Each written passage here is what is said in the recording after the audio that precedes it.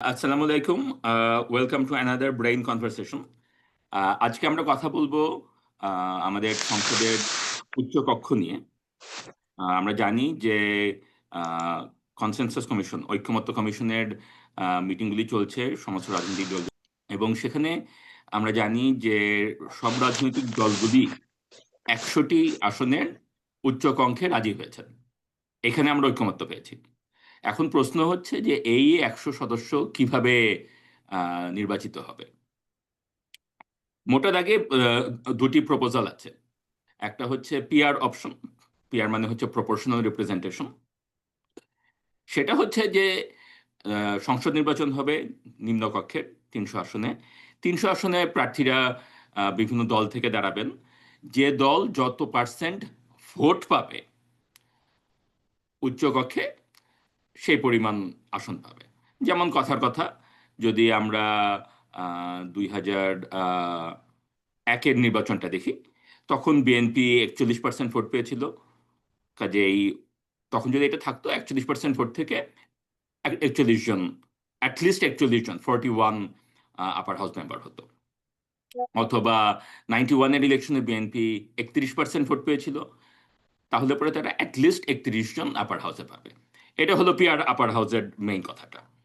এইটার অল্টারনেটিভ একটা প্রপোজাল আছে, যেটা অ্যাকচুয়ালি বিএনপি বোধহয় একমাত্র রাজনৈতিক দল অথবা প্রধান রাজনৈতিক দল যারা অল্টারনেটিভ একটা প্রপোজাল দিয়েছে।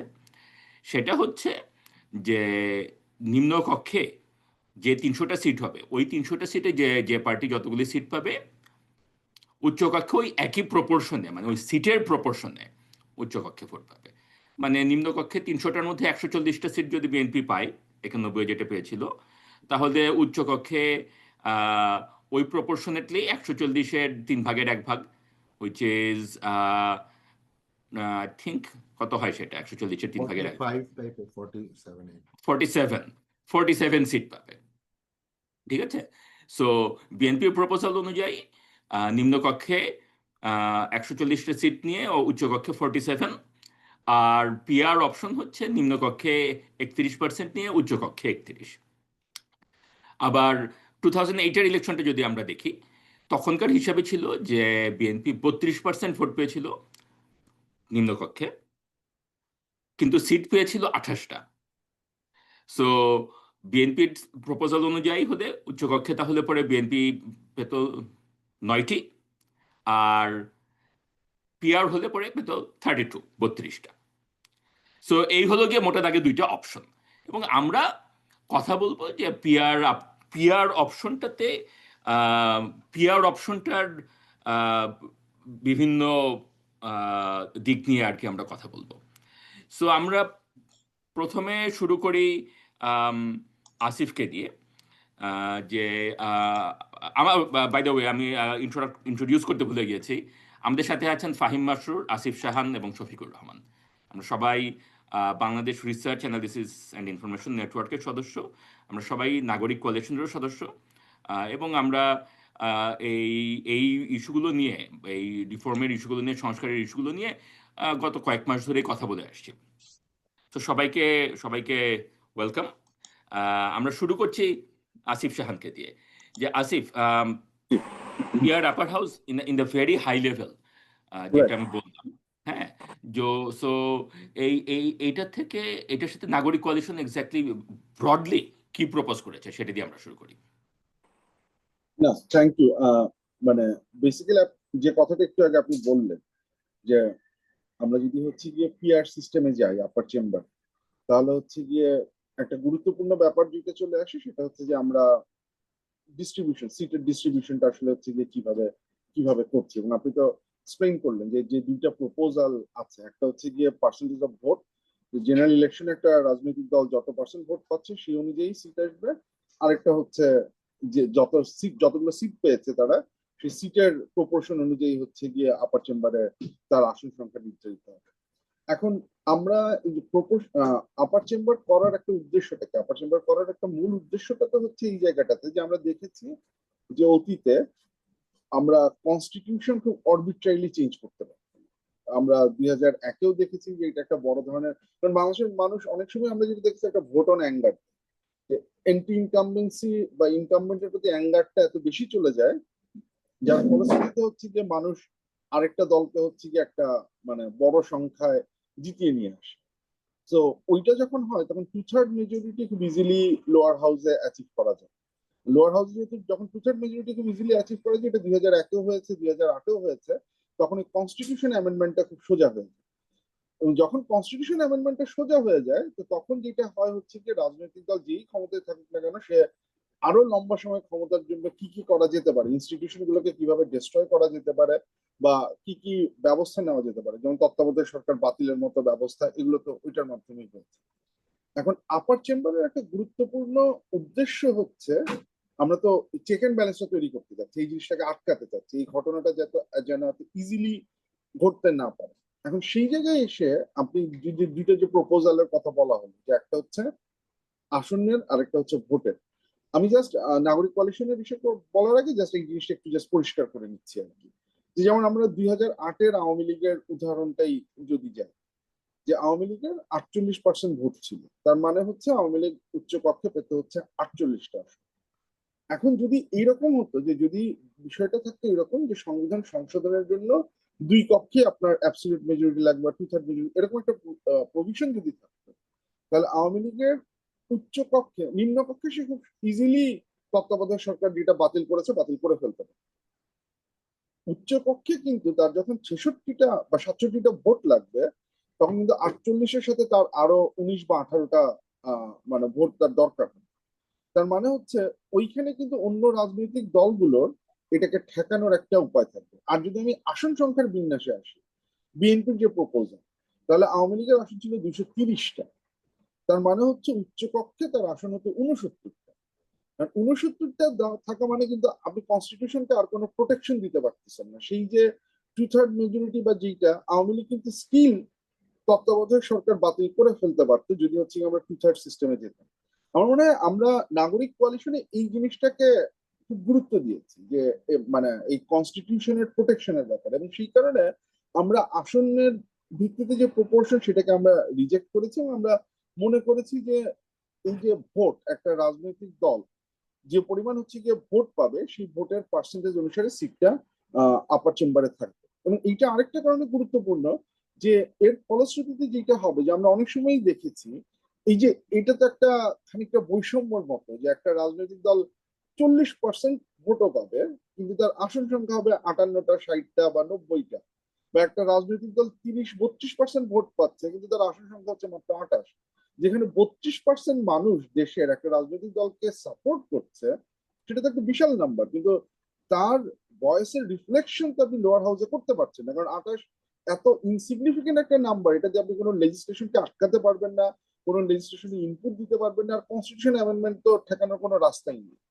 সো যদি হচ্ছে গিয়ে এই প্রপোর্শনাল রিপ্রেজেন্টেশনের আমরা যে মডেলটার কথা বলছি, যে ভোটের হিসেবে ভোটের পার্সেন্টেজে, তাহলে 32% একটা নাম্বার, যে নাম্বারটাকে ইউটিলাইজ করে অ্যাটলিস্ট কনস্টিটিউশনের ওই প্রোটেকশনটা দেওয়া যাবে, ওভারসাইট রোলটাকে আরো সিগনিফিকেন্টলি পাওয়া যাবে। আমার মনে হয় আপার হাউসের রোল নিয়ে পরে কথা বলবো, আপাতত আমি নাগরিক কোয়ালিশনের পজিশনটা জাস্ট এখানেই, পিআর এর নির্বাচন প্রক্রিয়ায় আমরা যে এই ভোটের পার্সেন্টেজের উপরে নির্ভর করছি, এই কথাটা জাস্ট উল্লেখ করতে হচ্ছে।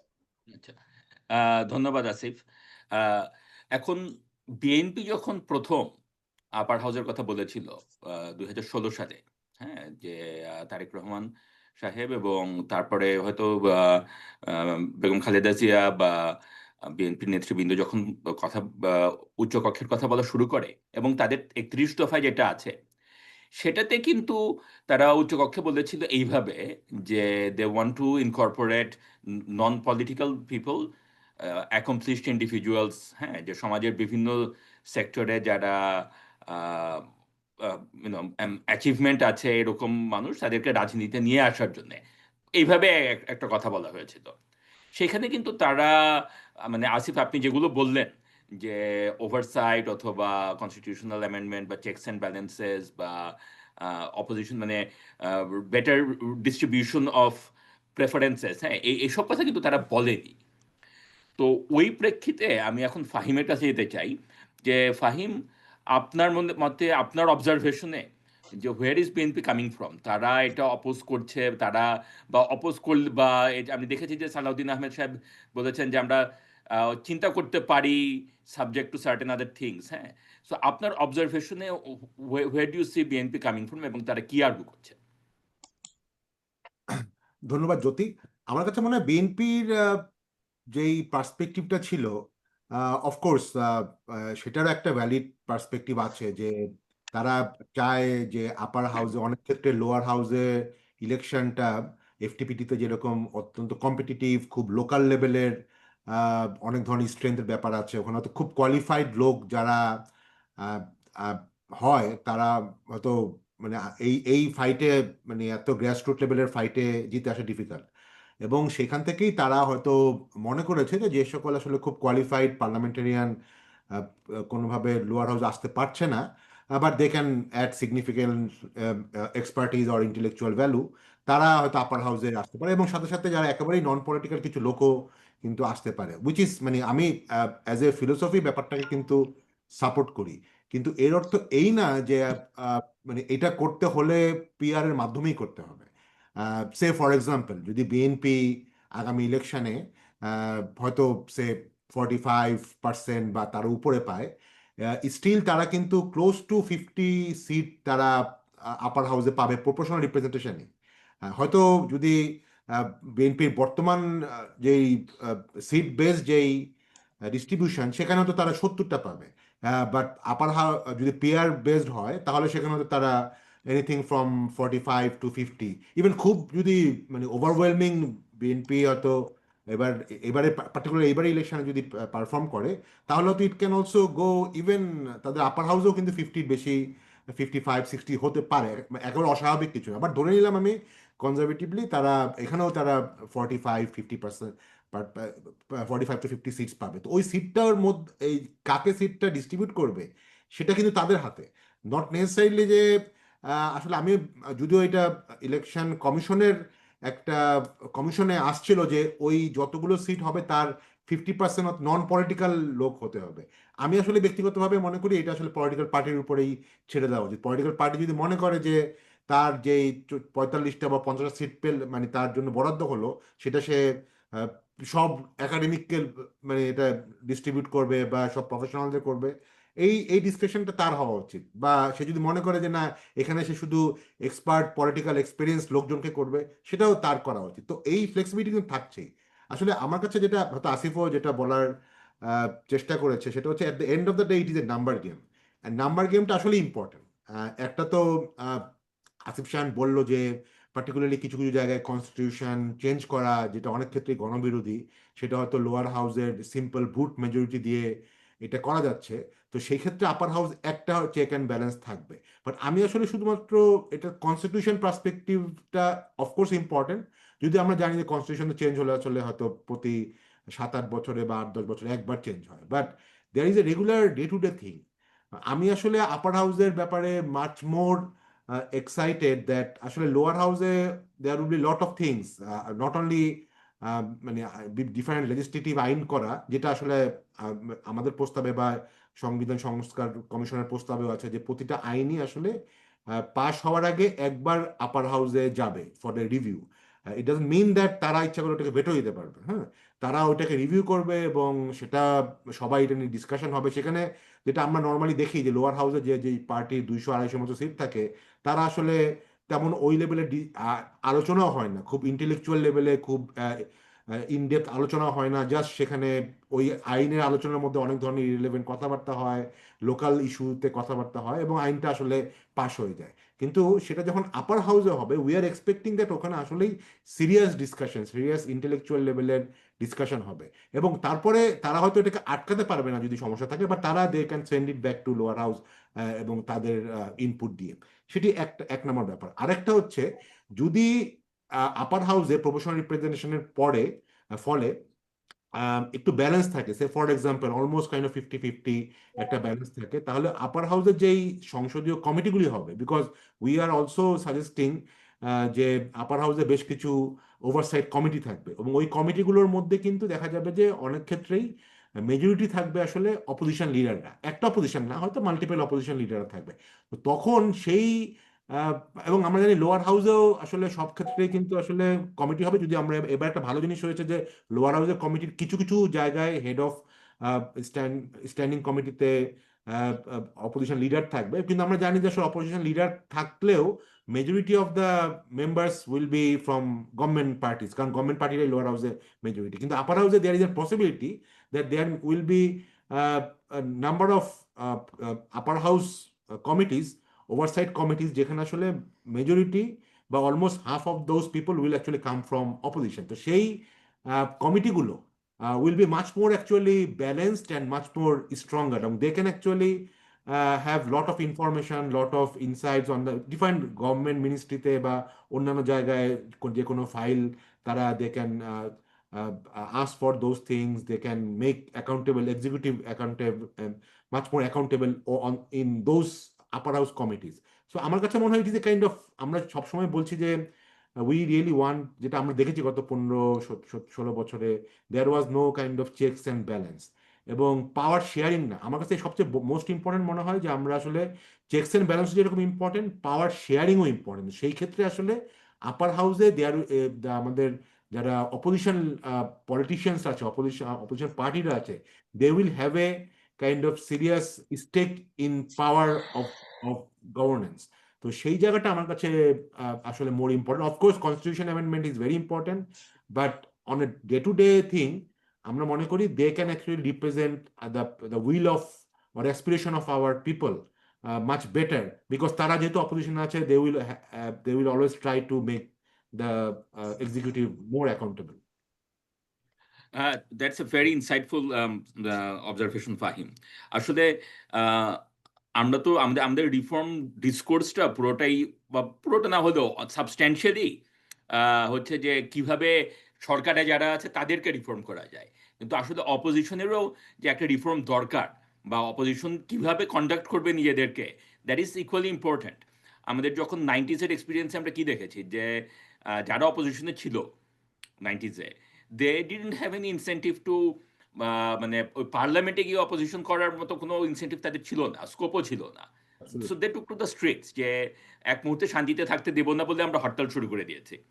We want to avoid that. So we want to create some avenue যেখানে opposition can actually make a lot of noise, lot of মানে raise a lot of noise, কিন্তু সেটা কিন্তু কনস্ট্রাকটিভ হয়ে। অ্যান্ড একটা আসলে সেই সেন্সে আপনি যেটা বললেন, যে আপার হাউসে যদি কোনো একটা ইস্যু নিয়ে একটা টেলিভাইজড ডিবেট হয়, এবং সেখানে ইয়ের আর কি আপনার মানে এক্সপিরিয়েন্স পার্লামেন্টারিয়ানসরা গভর্নমেন্ট অফিসিয়ালদেরকে গ্রিলিং করে, ইনভেস্টিগেট করে, কোনো বা কনফার্মেশন হিয়ারিং করে, বা কোনো একটা আইনের দিয়ে সেটা নিয়ে ডিবেট করে, যেরকম যে government is trying to do XYZ, সেটার এই প্রবলেম আছে।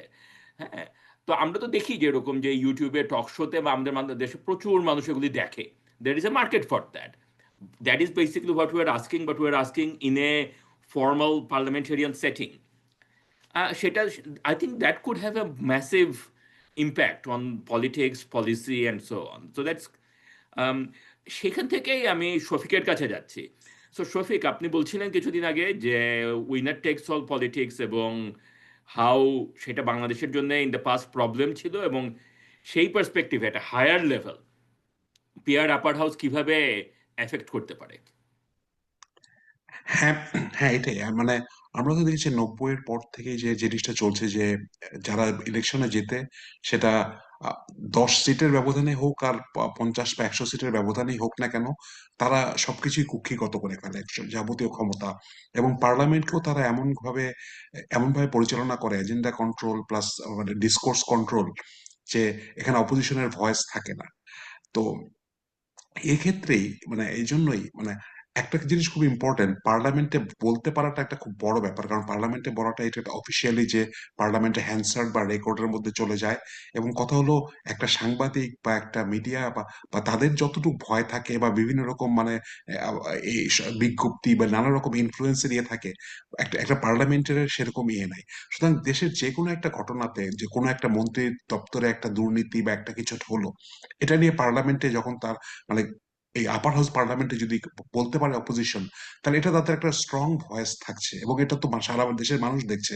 মানুষ পার্লামেন্টে একটা বক্তৃতা হচ্ছে, একটা মন্ত্রীর দুর্নীতি বা একটা মন্ত্রীর ব্যর্থতা নিয়ে আলোচনা হচ্ছে, মানে এটা একটা ম্যাসিভ ইম্প্যাক্ট হবে।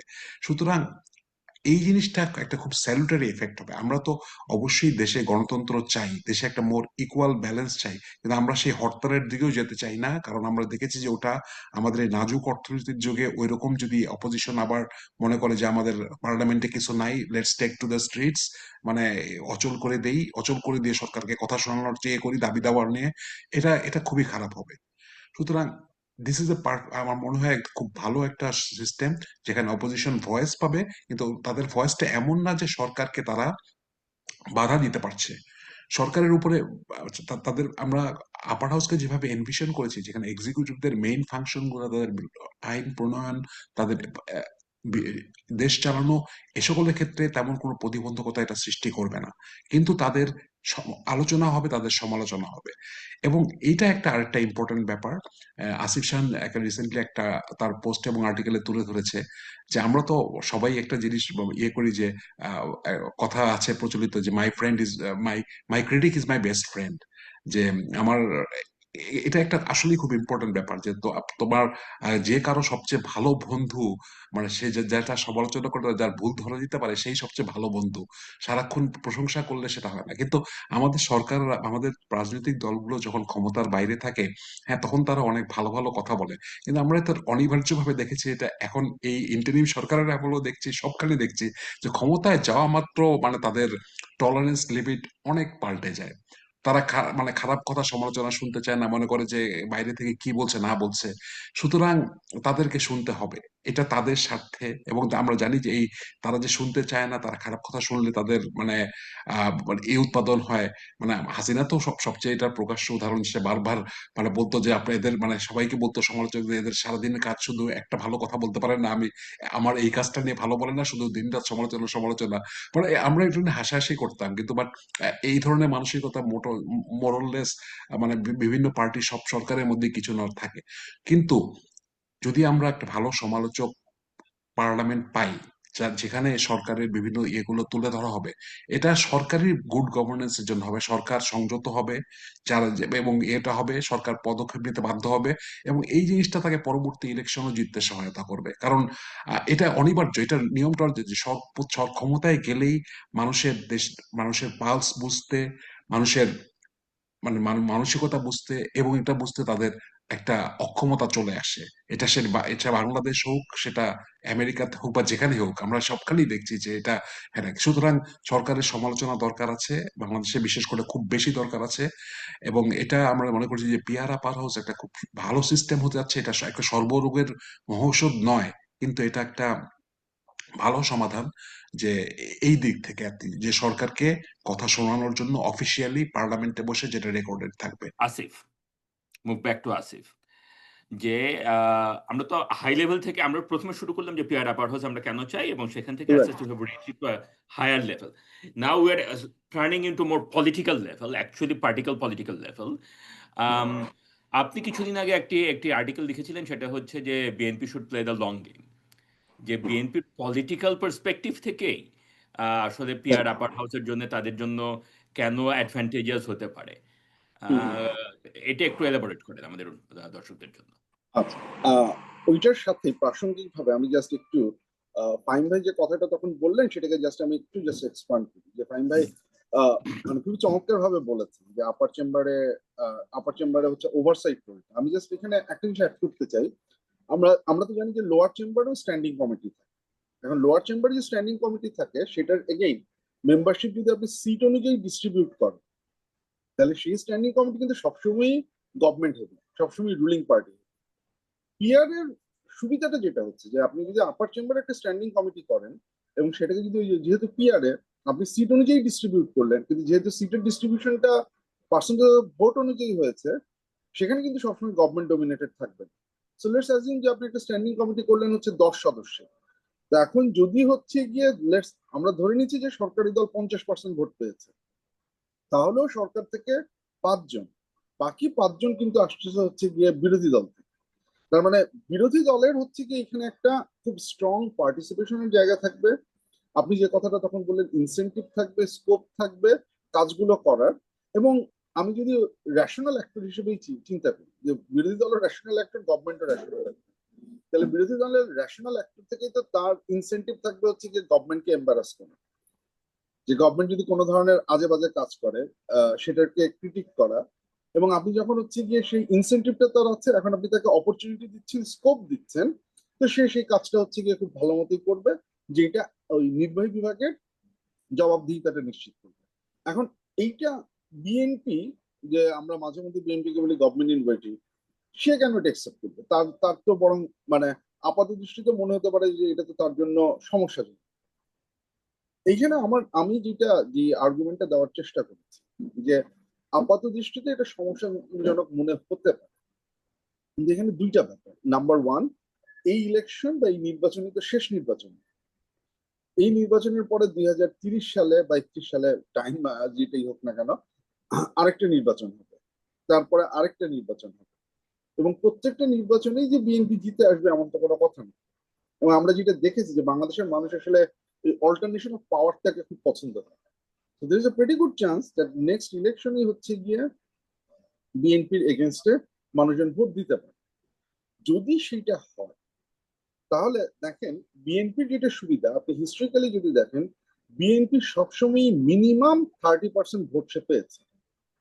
তার সবচেয়ে খারাপ সময় তো হচ্ছে 2008, 2008-এও তো সে 30% ক্রস করেছে। বিএনপি 32%, খুব সহজ 32% থেকে 40%। এবং এখন যেহেতু একটা মেজর বিরোধী দল নেই, ধরাই যেতে পারে যে বিএনপির পার্সেন্টেজ অফ ভোট বাড়বে। তো বিএনপি সবসময় মিনিমাম 32 থেকে সে 40% পর্যন্ত ভোট, সে যদি সাধারণ নির্বাচনে হারেও তাহলেও আমরা ধরে নিতে পারি যে এটা পাবে। এখন ধরা যাক এই 32%ই যদি পেল সর্বনিম্ন, তার ঐতিহাসিকভাবে সর্বনিম্ন বাজে ফলাফলই সে করলো, তারপরেও আপার চেম্বারে বিএনপির 32 জন সদস্য থাকছে। তাহলে এই 32 জন সদস্য নিয়ে ভবিষ্যতে যে দলই ক্ষমতায় আসুক, সে যদি এইখানে মানে গণতন্ত্র বাতিল করতে চায়, শরিয়া আইন চালু করতে, হোয়াট এভার যাই চাক না কেন, BNP will be in a position to block that. এই লং গেমটা বিএনপির জন্য উপকার হবে, কারণ বিএনপি তো নিজেকে ডেমোক্রেটিক পার্টি বলছে। ডেমোক্রেটিক ওই জিনিসটা এক্সারসাইজ করাটা, এইটা হচ্ছে গিয়ে তার তার একটা বড়। সেকেন্ড যে কারণে বিএনপি এটাতে পার্টিসিপেট করা উচিত, যে আমরা দেখেছি 2001-এর কথা যদি মনে থাকে, বিএনপি ক্ষমতা আসার পরে বিএনপি কিন্তু ল অ্যান্ড অর্ডার ভালো মতো সামলাতে পারছিল, এবং as a result of that তাকে একটা পর্যায়ে এসে ড্রাস্টিক একটা পদক্ষেপ নিতে হয়েছে, র্যাবের মতো একটা মানে ইনস্টিটিউশন তৈরি করতে হয়েছে, যেটা ইট didn't go well for BNP. BNP had to suffer for. এখন যদি আপার চেম্বারে আপনি যদি ওই অ্যাকাউন্টেবিলিটি, আমি যেটা শুরুতে বললাম যে ওই জবাবদিহিতার জায়গাটা যদি থাকে, এবং এর সাথে অন্যান্য জিনিসপত্র, আমরা বোধহয় আজকে ওই সাংবিধানিক প্রতিষ্ঠানগুলো নিয়ে কথা বলবো না, বাট যাই হোক, মানে আমি যেটা বলতে যে আপার চেম্বার যদি থাকে, সেটা সাংবিধানিক প্রতিষ্ঠানগুলোকে শক্তিশালী কাজ করবারও একটা অপরচুনিটি তৈরি করে দেয়। তাহলে যেটা হবে হচ্ছে কি, আমি যেটা বলতে চাচ্ছি যে আপার চেম্বার যদি থাকে, বিএনপি যদি আবারও দেখা যায় কোনো একটা ক্ষেত্রে বড় ধরনের ব্যর্থতার পরিচয় দিতে যাচ্ছে, তখন যে পরিমাণ ব্যাকল্যাশ আপার হাউস থেকে আসবে, তার ফলশ্রুতিতে হচ্ছে যে বিএনপি কে নিজেই একটা কোর্স কারেকশন মেথড নিতে হবে। তাকে র্যাবের মতো হঠাৎ করে নতুন করে ইনস্টিটিউশন তৈরি না করে কিভাবে কাজ করা যায় সেটাতে সে বাধ্য হবে। এবং এই বাধ্যটা যেটা তারপর, যেটা তাকে মানে যেটা তার উপরে যে প্রভাবটা বিস্তার করবে, যে নেক্সট ইলেকশনে তার ফলাফল আসলে যত খারাপ হওয়ার কথা ছিল, সে খারাপ হওয়া থেকে সে একটা ইনিশিয়াল প্রোটেকশন পেয়ে যাচ্ছে। মানে কথাটা অনেক বেশি তাত্ত্বিক, মানে অনেক বেশি তাত্ত্বিক মনে হতে পারে, কিন্তু চিন্তা করে দেখেন যে আমার যদি হচ্ছে গিয়ে আমি আমার ক্ষমতা আমি আমি ইসে করতে পারছি না, এই অবস্থায় যদি ক্রিটিক হয়, যদি স্বাধীন ইনস্টিটিউশন গুলো স্বাধীনভাবে আমার এগেনস্টে ব্যবস্থা নিতে পারে, আমার কিন্তু অনেকাংশেই আমার দলেরও তো আসলে পেট্রন আছে, আমার দলেরও তো একটা ক্লায়েন্টেলিস্ট নেটওয়ার্ক আছে, সেই ক্লায়েন্টেলিস্ট নেটওয়ার্ককে আমি অ্যাটলিস্ট এইটা বলতে পারি যে দেখো বাবা, আমার হাত পা এখানে বাধা, আমি এটা করতে পারতেছি না, as a result of that তোমাকে এই জিনিসটা সহ্য করতে হবে। এইটার একটা ইম্প্যাক্ট ভোটে পড়বে, এইটার একটা ইম্প্যাক্ট সেই ক্লায়েন্টেলিস্ট নেটওয়ার্কের উপর পড়বে, এবং মোর ইম্পর্টেন্টলি আপনি যখন বিরোধী দলে যাবেন, তখন আপনি আবারও সেই নেটওয়ার্কটাকে ইউজ করে গভর্নমেন্টকে একটা চাপের মধ্যে ফেলতে পারবেন। এবং এটা যে শুধু শর্ট টার্মে, কারণ আমরা দেখেছি যে এক একটা পার্টি যখন এইভাবে অ্যাবসলিউটলি পাওয়ার এক্সারসাইজ করে সে কি ধরনের বিপদে পড়ে। Awami League as a political party, আর সবকিছু বাদ দিই, গভর্নমেন্ট সব বাদ দিই, অ্যাজ আ পলিটিক্যাল পার্টি সে তো এখন বড় ধরনের একটা ক্রাইসিসের মধ্যে দিয়ে আছে। In the absence of Awami League, BNP এখন সবচেয়ে বড় পার্টি এবং বিএনপি হচ্ছে এখন সবচেয়ে সুবিধাজনক অবস্থায় আছে। এটা যেমন একটা অপরচুনিটি, এটা একটা থ্রেটও। আপনি যখন সবচেয়ে বড়, আপনি যখন সবকিছু করতে যাবেন, there is a possibility Awami League যে ক্রাইসিসটা তৈরি করেছে বিএনপি নিজের জন্য সেই ক্রাইসিসটা নিজেই তৈরি করতে পারে। আপার হাউসে যদি পিআর থাকে, একটা অ্যাকাউন্টেবিলিটি স্ট্রাকচার যদি থাকে, সেটা কিন্তু হচ্ছে গিয়ে বিএনপির সেই ক্রাইসিসে যদি বিএনপি না পড়ে সেটাকেও এনশিওর করতে পারে। সো এই ক্রাইসিস ম্যানেজমেন্ট, ক্রাইসিস প্রোটেকশন, তার ফিউচার হিসেবে এই কয়েকটা কারণে আমার মনে হয় বিএনপি নিজের এটাকে খুব ইম্পর্টেন্টলি চিন্তা করা উচিত, এটা আমাকে কি সাপোর্ট করতে পারে। Thank you Asif.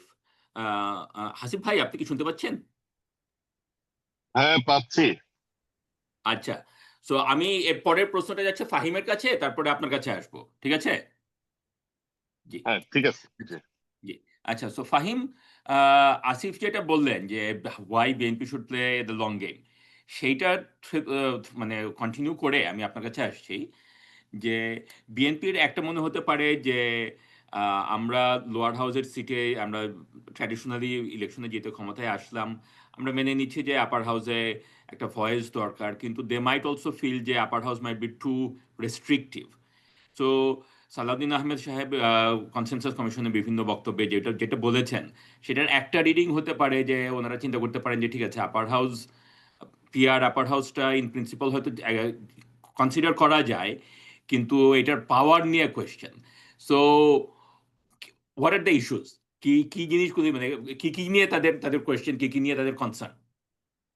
আচ্ছা, আমার মনে হয় যেটা মোটামুটি এখন বোঝা যাচ্ছে যে বিএনপি এখনো পর্যন্ত পিআর ব্যাপারটা কিন্তু রুল আউট করেনি, হ্যাঁ, এবং ওনাদের অনেক নেতাদের মধ্যে থেকে একটা ইন্ডিকেশন এসছে যে তারা আহ, হয়তো পিআরটাকে আনুপাতিক রিপ্রেজেন্টেশনকে তো একসেপ্ট করবে, বাট কিছু কন্ডিশন, যেমন আমরা দেখেছি কিন্তু অলরেডি বেশ কিছু জায়গায় কনসেনসাস হয়েছে ঐক্যমত্য কমিশনে, যেখানে কিন্তু তারা কিছু কন্ডিশন দিয়েছে। ইভেন আর্টিকেল 70-তেও কিন্তু তারা কিছু কন্ডিশন দিয়েছে যে তারা যদি আসে জনগণের ম্যান্ডেট নিয়ে, তাহলে সংবিধান সংশোধন এবং যুদ্ধকালীন অবস্থার ক্ষেত্রে আর্টিকেল 70-র বাধ্যবাধকতা থাকবে। তো সেরকম কিছু কন্ডিশন দিয়ে হয়তো তারা এটা একসেপ্ট করতে পারবে, অ্যাটলিস্ট আমার কাছে মনে হয়েছে।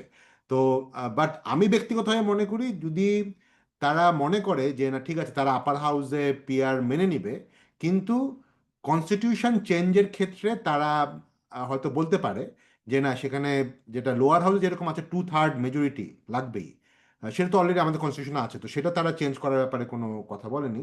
তো সেটা আমরা ধরে নিচ্ছি যে সবাই ওটার ব্যাপারে এগ্রিড আছে। বাট তারা হয়তো মনে করতে পারে বা তাদের প্রস্তাবত এটা হতে পারে যে আপার হাউসে যাতে সিম্পল মেজরিটিতে এটা হয়, হ্যাঁ।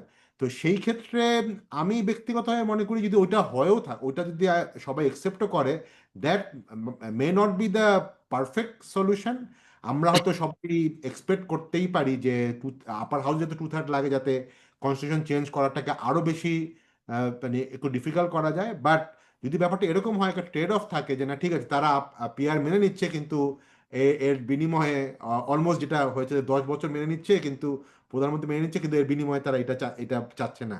তো সেরকম যদি একটা প্যাকেজের মধ্যে আসে, আমি ব্যক্তিগতভাবে মনে করি যে that can B a solution, হ্যাঁ। কারণ আমরা তো আসলে সব কিছুই হয়তো বেস্ট আমাদের এক্সপেকটেশন অনুযায়ী নাও হতে পারে।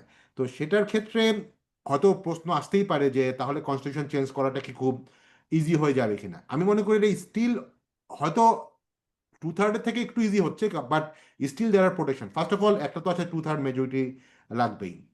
আরেকটা কিন্তু আমাদের কনস্টিটিউশনে যেটা ছিল যে যে কোনো মেজর জিনিস চেঞ্জ করতে হলে গণভোট লাগবে। তো সেটা কিন্তু লাস্ট গভর্নমেন্টের সময় উঠিয়ে দেওয়া হয়েছিল মোস্ট প্রবলি 15th অ্যামেন্ডমেন্টে দিয়ে, কিন্তু সেটা কিন্তু আবার হাইকোর্ট থেকে আবার বাতিল হয়ে গেছে, এবং সেটার ফাইনাল হয়তো জাজমেন্টটা আমরা ওয়েট করছি। তো আমার কাছে মনে হয় still I am not a constitutional expert, but কিছু কিছু জায়গায় কিন্তু স্টিল গণভোট will be required for changing the constitution. তো সেই ক্ষেত্রে গণভোট can be an kind of protection, কারণ গণভোটে আসলে কোনো একটা আনপপুলার, সে ফর এক্সাম্পল যদি বলা হতো যে বাংলাদেশে তত্ত্বাবধায়ক সরকার চলে যাচ্ছে, এটা গণভোট হবে, যত ইলেকশন রিগডি হোক না কেন, এটা কিন্তু আমি কনফিডেন্ট দ্যাট এই জায়গায় ক্ষেত্রে সাধারণ people would not have accepted that. তো সেইটা আমার কাছে মনে হয় যে গণভোট দিয়ে আমরা যদি ওটাকে প্রোটেকশন করতে পারি রেদার দেন আপার হাউসের 2/3, সেটা আমার জন্য কিছুটা হলেও মন্দের ভালো। তো ব্যক্তিগতভাবে যেটা আমরা তো কথাবার্তার মধ্যে বলেছিলাম যে আপার হাউস মানে ফুল আপার হাউস আর আপার হাউস লাইট, তো আপার হাউস লাইট যদি পিয়ার দিয়েও হয় আমি ব্যক্তিগতভাবে ওইটার পক্ষে। আচ্ছা, ধন্যবাদ ফাহিম। হ্যাঁ, আমরা আমরা আমরা ব্যক্তিগত আলোচনায় বলছিলাম যে এরকম যে পিয়ার আপার হাউস লাইট আর pure upper house pro max. আসসালামু আলাইকুম হাসিব ভাই, হাসিব হোসেন, নাগরিক কোয়ালিশনের ওয়ালাইকুম আরেকজন আসসালাম। মেম্বার। আচ্ছা, হাসিব ভাই, আপনি তো কথা শুনছেন এবং অ্যাকচুয়ালি প্রসেসে প্রথম থেকেই পার্টিসিপেট করছেন এই সংস্কার প্রসেসে। এখন এই আপার হাউস পিআর মানে প্রপোর্শনালি রিপ্রেজেন্টেটেড আপার হাউস, এখন তো আমরা এই আলোচনার পরে একটা টেকনিক্যাল ব্যাপারে আসি আপনার কাছে।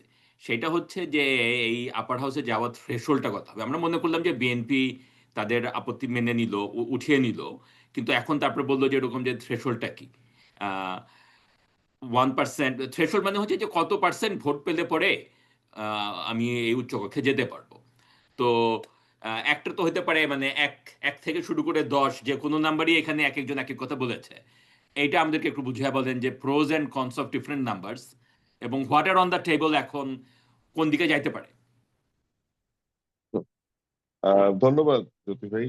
থ্রেশহোল্ডের ব্যাপারে আমি যদি বাংলাদেশের ইলেকশন রেজাল্ট গুলি একটু অ্যানালাইজ করি, মানে গণতান্ত্রিক ইলেকশন 91, 96, 2001, 8, তাইলে আমরা দেখবো যে ধরেন দুইটা পার্টি বাদে থার্ড পার্টির আসলে পারফরমেন্স কিরকম ছিল। তো দেখা যাবে যে আপনি জাতীয় পার্টি টাইপের জিনিস, যেটা ধরেন এরশাদের আমল থেকে আসছে, যারা এখন মোটামুটি তাদের সাপোর্ট ডিপ্লিটেড, তা বাদে 1% উপরে পাওয়া পার্টির সংখ্যা কিন্তু খুব কম।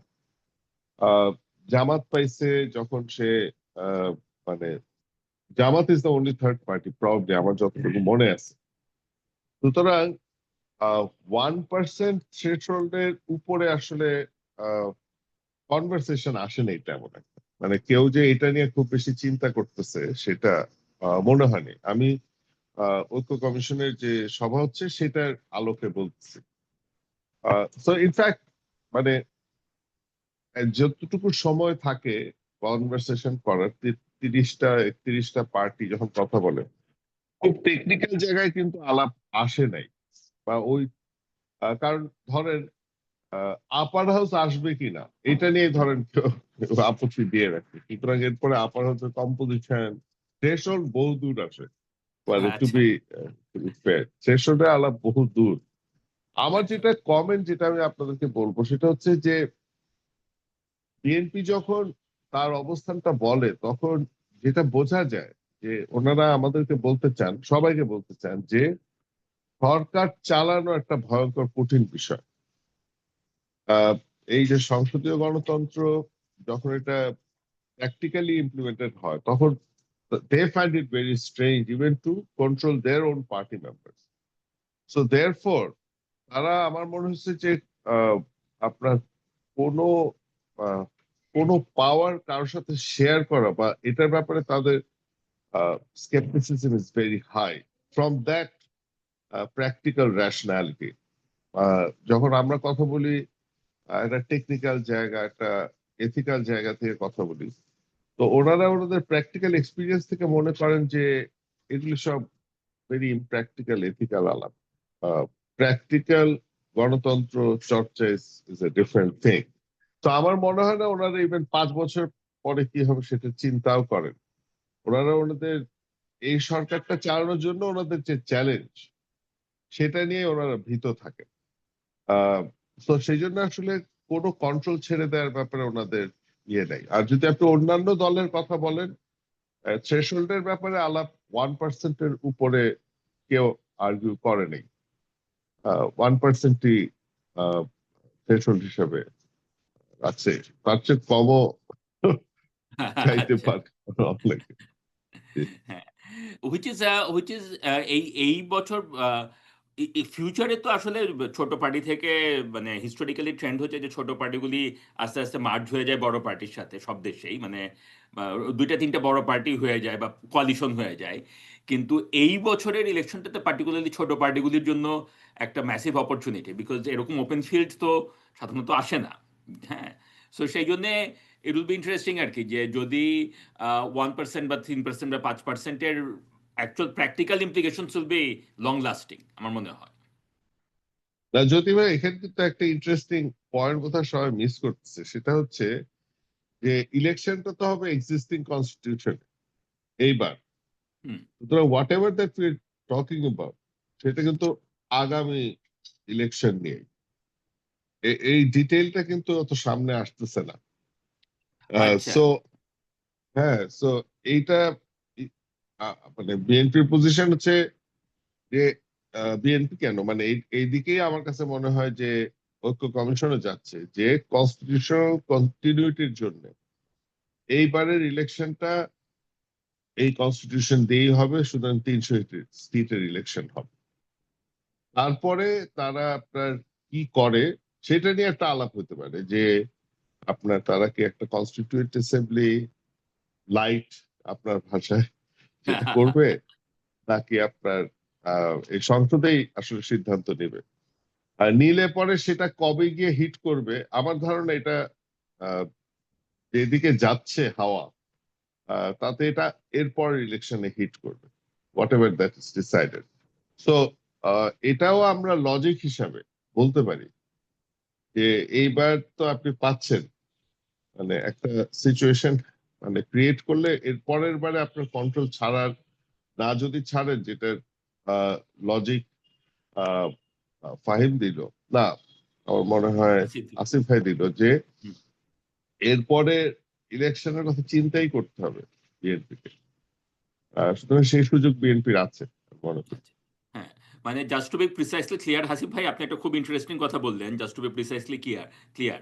সো বিএনপি এইভাবেও চিন্তা করতে পারে যে এবারে আমরা এই 300টাই, নির্বাচনটা তো 300 আসনেই হবে, নো কোয়েশ্চেন অ্যাবাউট দ্যাট, এই এক্সিস্টিং কনস্টিটিউশনে।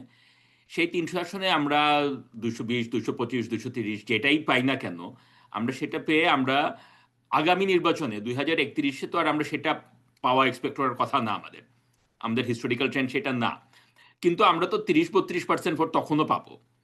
কাজে আমরা এইবার এইবার ক্ষমতায় নির্বাচিত হয়ে আসলাম, সরকার গঠন করলাম, দেশ চালানো খুবই ডিফিকাল্ট, সেই জন্য আমরা মানে বিএনপি আপনি যা যা বললেন আর কি সবই ঠিক আছে, সেগুলি ইয়ে করে, কিন্তু নতুন সংবিধানে সংবিধান পুনর্লিখন অথবা সংশোধন যেভাবেই হোক, হ্যাঁ, যে কোনো প্রসেসেই হোক, বলা হলো যে 2031-এর নির্বাচনে গিয়ে আপার হাউস হবে এবং সেই আপার হাউস পিআর আপার হাউস হবে। দ্যাট অ্যাকচুয়ালি গিভস বিএনপি, মানে বিএনপির জন্য এটা দুই দিক থেকেই ভালো। সেটা হচ্ছে যে তারা যখন ক্ষমতায় আছে, দায়িত্বে আছে, রেসপন্সিবিলিটি, সেটা তারা তাদের উপরে মানে ওই কনস্ট্রেন্টটা দেশ চালানো এত শক্ত, সেই ভয়টা তাদের ইয়ে হচ্ছে না। But at the same time Asif যেটা বললেন সেটার দিকেও ইয়ে আর কি, যেরকম যে তারা যদি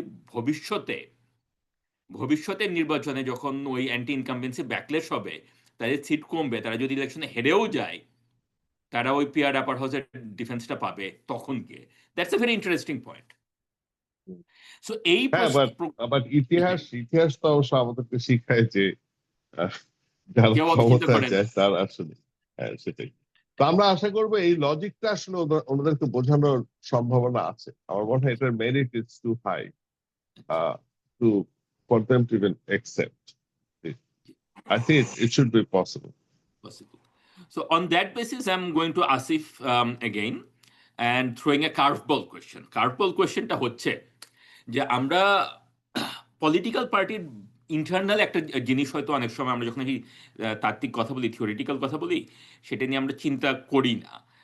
সেটা হচ্ছে যে আমরা যে মডেলটা যেটা বলছি সেটা হচ্ছে যে নির্বাচনটা হবে লোয়ার হাউসে যে যিনি এমপি হবেন তিনি খাটাখাটি করে ভোট জোগাড় করবেন, স্ট্রিট পলিটিক্সে যেটা করতে হয়, মানে ডোর টু ডোর ক্যাম্পেইন করবেন, তিনি এই খরচপাতি করবেন, পরিশ্রম করবেন, পার্টি মেশিনারি ম্যানেজ করবেন।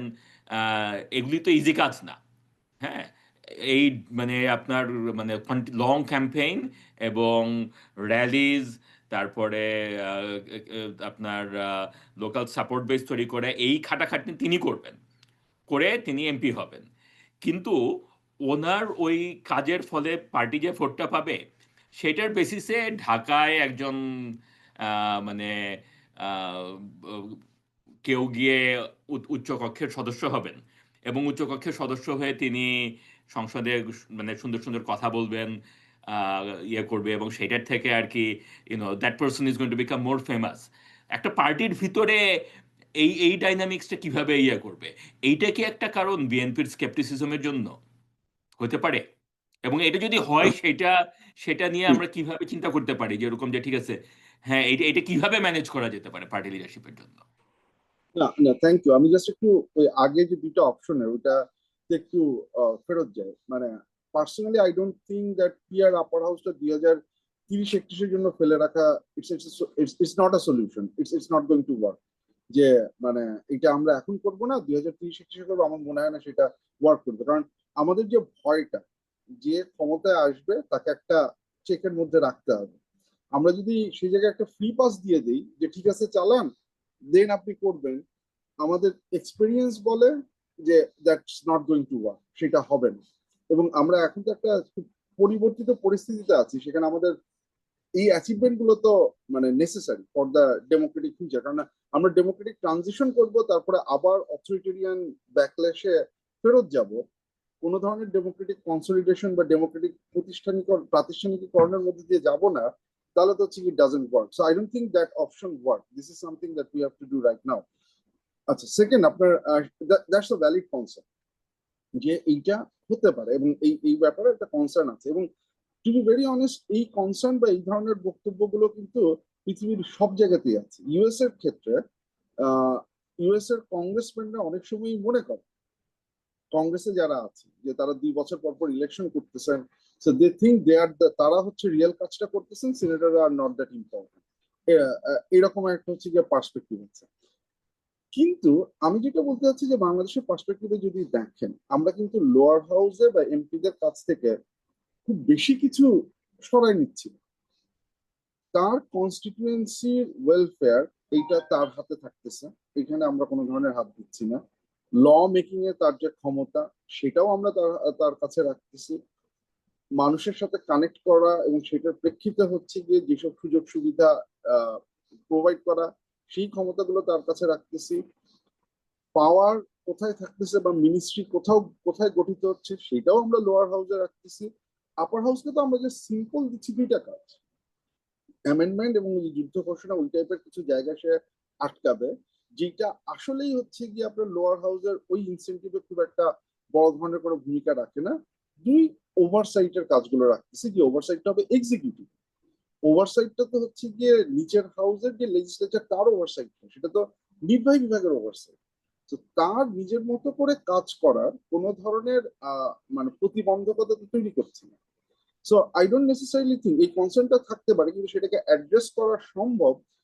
কিন্তু সেটা অ্যাড্রেস আমরা করতে পারছি না একটা কারণে হচ্ছে কি, আসলে আমরা আপার হাউস পিআর শুধুমাত্র এইটুক বিতর্ক নিয়ে এত বেশি সময় কাটাচ্ছি যে এই আপার হাউসের রোল কি হবে, থ্রেশহোল্ড কি হবে, এর ফলশ্রুতিতে ওভারঅল পার্লামেন্টের ভূমিকা কি হবে, এটা নিয়ে আমরা কোনো আলাপ আলোচনা করছি না। যার ফলে এখনো পর্যন্ত বিএনপি বা অন্যান্য অনেকগুলো রাজনৈতিক দলই মনে করছে যে আপার চেম্বারটা একটা অর্নামেন্টাল থাকবে। এখন অর্নামেন্টাল থাকলে নিচের হাউসে যে থাকবে তার দুঃখ বা ক্ষোভ আসাটাই স্বাভাবিক। আমি খাটাখাটনি করছি আর ওইখানে হচ্ছে গিয়ে সিনেটর সাহেব বড় বড় বক্তৃতা দিবে। কিন্তু এই রোলের মানে যে ডিভিশন অফ ওয়ার্কটা আছে, এইটাকে যদি ক্ল্যারিফাই করা হয়, এই সেটা যদি পরিষ্কার থাকে, তাহলে আমার মনে হয় হচ্ছে যে এই ধরনের যে ঝামেলা আছে সেটাকে খুব ইজিলি এড়ানো সম্ভব।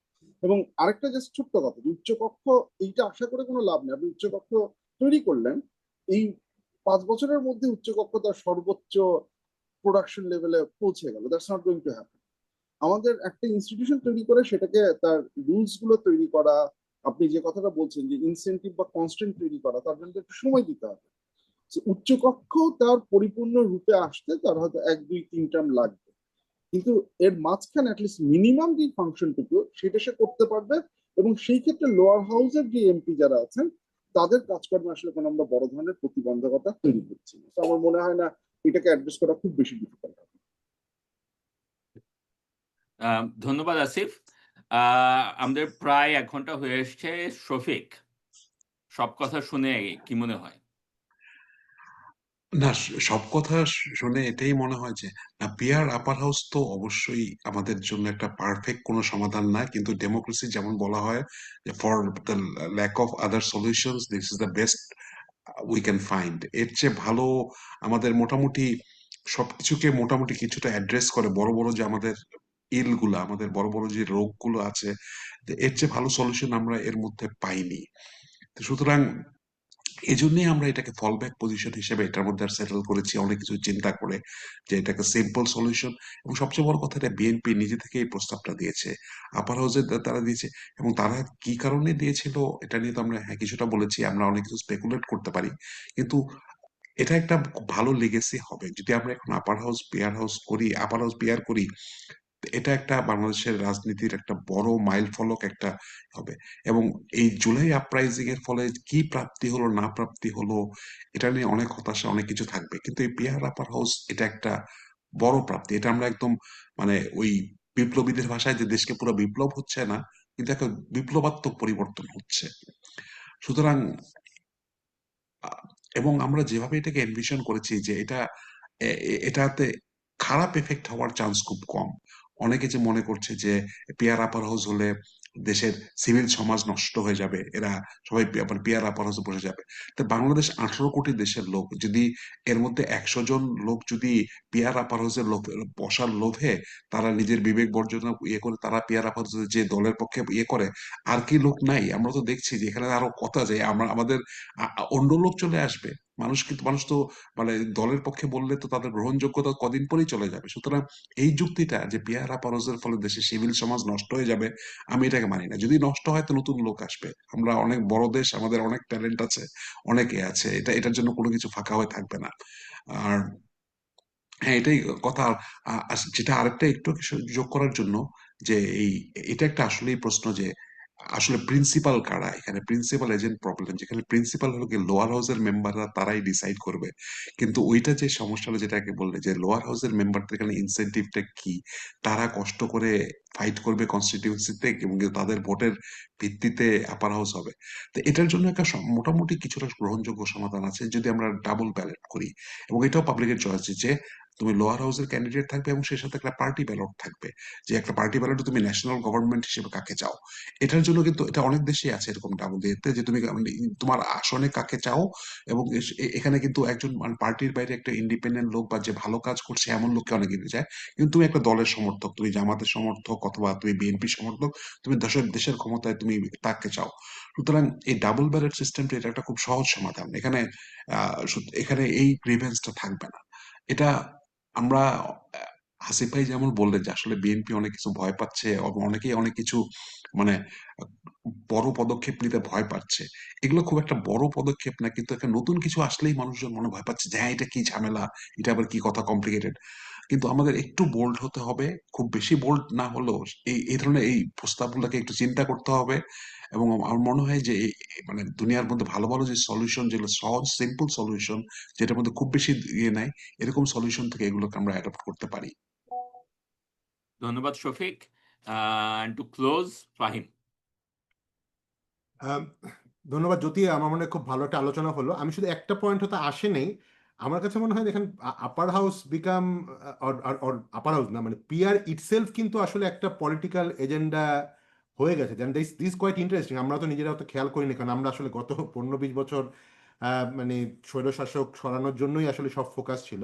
কিন্তু আপনি যদি দেখেন এই যে পিআর এর কনসেপ্টটা, এটা কিন্তু নাথিং নিউ।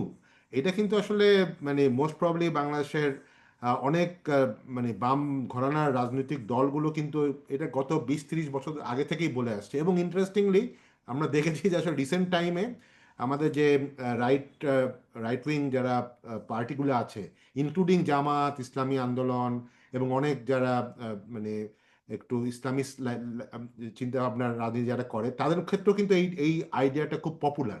তারা কিন্তু মেইনলি আসলে মানে দুই হাউসেই মানে মানে তারা এফটিপিটিটাকেই আসলে লোয়ার হাউসেও তারা আসলে পিআর চায়। মানে যদি একটা দ্বিকক্ষ না হয় এক কক্ষ হয়, তা সেখানে একটু পিয়ার চায়। তো আমার কাছে মনে হয় এইটার একটা বড় মানে বেস, সাপোর্ট বেস কিন্তু অলরেডি বাংলাদেশে তৈরি হয়েছে। আমরা আসলে আজ থেকে হয়তো 3-4 বছর, 3-4 মাস আগেও মনে হতো যে পিয়ার কনসেপ্টটা সাধারণ মানুষজন বুঝে না, কিন্তু এখন আমার ধারণা এটা কিন্তু আস্তে আস্তে সাধারণ মানুষের মধ্যেও এই অ্যাওয়ারনেস তৈরি হয়েছে এখন। মানে আমি যেটা আসলে মনে করি যে it has become a kind of, এবং আপনারা যদি দেখেন সিভিল সোসাইটির মধ্যে এক ধরনের ঐক্যমত্য আছে। বেশিরভাগ রাজনৈতিক দল, আবার যেটা বললাম স্পেকট্রাম একেবারে লেফট টু রাইট, তার সবার মধ্যে কিন্তু একটা ঐক্যমত তৈরি হয়ে গেছে। তো সেই ক্ষেত্রে আমি মানে আর্জ করব বিএনপিকে যে তারা এই ন্যাশনাল পার্সপেক্টিভের এই অ্যাসপিরেশনটা যাতে একটু আন্ডারস্ট্যান্ড করে। আদারওয়াইজ আমার কাছে কেন জানি মনে হয় যে হয়তো আজ থেকে মানে 3-4 বছর পরে ইট মে বি এই কাইন্ড অফ তত্ত্বাবধায়ক সরকার যেরকম একটা পলিটিক্যাল একটা এজেন্ডা হয়ে গেছিল, হয়তো PR itself will B a political agenda. তো সেই ক্ষেত্রে এখনই যদি প্রিএমটিভলি বিএনপি এই অ্যাসপিরেশনটাকে কিছুটা হোল্ড করে, এবং অ্যাটলিস্ট আপার হাউস, আমিও ব্যক্তিগত মনে করি যে লোয়ার হাউসে PR we might not be ready for that right now. হয়তো ফিউচারে আজ থেকে 10-15 বছর পরে ইউরোপের অনেক কান্ট্রিতে যেরকম মিক্সড লোয়ার হাউসও মিক্সড পিআর ভার্সেস এফটিপিটি হয়, সেরকম আমরা গ্র্যাজুয়ালি শিফট করতে পারি। বাট সেই কনসেপ্টটাকে আসলে আমরা এখন যদি ইন্টিগ্রেট করতে পারি, তাহলে আসলে এটা এক ধরনের ন্যাশনাল অ্যাসপিরেশনের উপরেও এক ধরনের আস্থা রাখা হবে বা রিফ্লেকশন হবে, এবং at the end of the, এবং রাজনৈতিক একটা ঐক্যমত্য, জেনারেল একটা ঐক্যমত্য, যার মাধ্যমে আমরা আমাদের রিয়েল ইস্যুসগুলো, আমাদের ইকোনমিক ইস্যু, আনএমপ্লয়মেন্ট ইস্যুতে ফোকাস করতে পারি, সেটাও আসলে আমরা আগাতে পারবো। তো আমি একটু বলে আসলে শেষ করছি। ধন্যবাদ। ধন্যবাদ ফাহিম, ধন্যবাদ হাসিফ ভাই, শফিক, আসিফ, সবার পার্টিসিপেশনের জন্য। আহ, আহ, দেখা যাক আগামী কিছু দিনের মধ্যে কনসেনসাস কমিশনে কিভাবে এই ইস্যুটি ইভলভ করে, ডেভেলপ করে। ধন্যবাদ সবাইকে। আসসালামু আলাইকুম।